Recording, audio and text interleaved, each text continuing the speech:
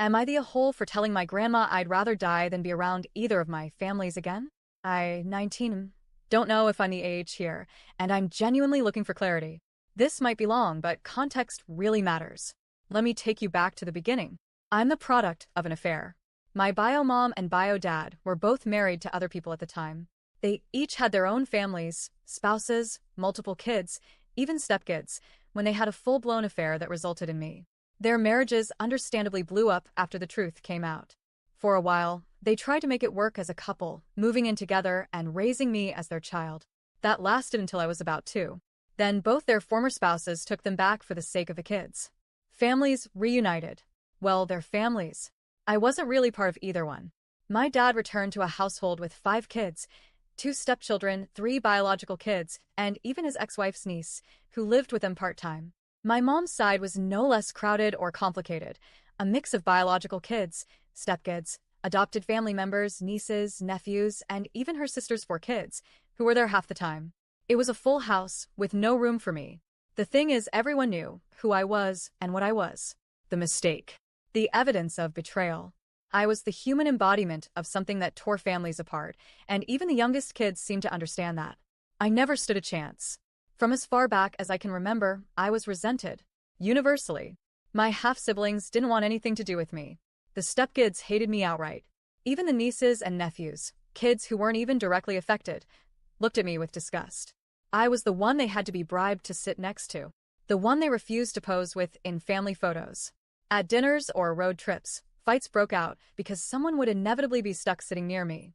And my bio parents? They didn't protect me. They didn't beat me. But they didn't shield me from the emotional or physical abuse that came from others either. My stepmom was especially cruel. She had a way of spitting venom without raising her voice, and she made it clear she wished I didn't exist. Literally. She told me I should have never been born. More than once. When she and my dad fought, which was often, she'd take it out on me, and then her kids would follow suit. I was the punching bag, the lightning rod. I was told to my face that just seeing me made people angry. My stepdad was more distant, but no more loving. Conversations were short and sharp. I was the ghost in the room, the dirty secret they tolerated but never embraced. Even when I tried to act invisible, I still somehow made everything worse. I was physically hurt more than once. Slaps, shoves, worse. It never happened in public. It never left visible bruises. But it happened. No one intervened. The only people who were ever remotely kind to me were my maternal grandparents, my mom's parents. They'd occasionally sneak me a kind word or a comforting look. They never joined in the cruelty. But they never stepped in either. Never tried to get custody. Never offered to take me in. The most they ever did was babysit when both sides of my fractured families wanted to go on vacations. Without me, of course. I was the trash bag they dropped off at grandma's, so they could pretend I didn't exist for a week or 2. By the time I was a teenager, I was numb. I had no place I belonged, no home where I was welcome. But I had brains. I poured everything into school, grades, test scores, extracurriculars. I had one goal, escape.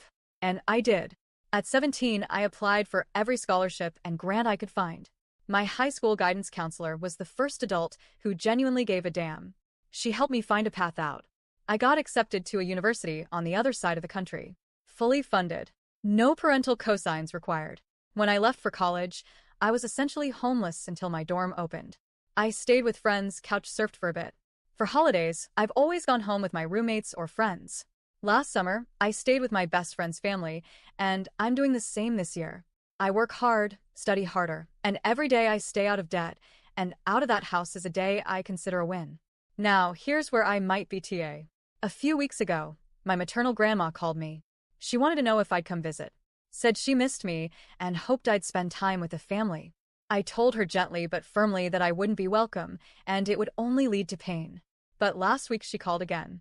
Same ask. This time I was tired, emotionally drained. Asked her why she thought I'd even consider doing that. She said I'd never reconcile if I didn't try. That I couldn't hold on to grudges, or else I'd repeat the cycle of my childhood. That my healing depended on forgiveness. That's when I snapped. I told her I'd rather be dead than spend even 5 minutes with those people again. That calling them family was offensive. That her niceness didn't erase the fact that she never tried to save me when I was a helpless kid being treated like garbage. Her reaction was complicated. She got quiet. then angry, then teary. She said it was cruel of me to talk to the only person who was ever nice to me that way. That she was just trying to keep me from living in bitterness forever. I didn't yell. But I didn't apologize either. I've been thinking about it ever since. I know she's old. She's a widow now. She's lonely. She did more than anyone else ever did, which, granted, isn't saying much. And yet, I can't shake this feeling that kind words when no one's watching just aren't enough. Not when you're the only one left who could have done something and didn't. So, am I the a-hole for how I spoke to her? Because I meant it. I'd rather die than pretend to be part of families that left me broken.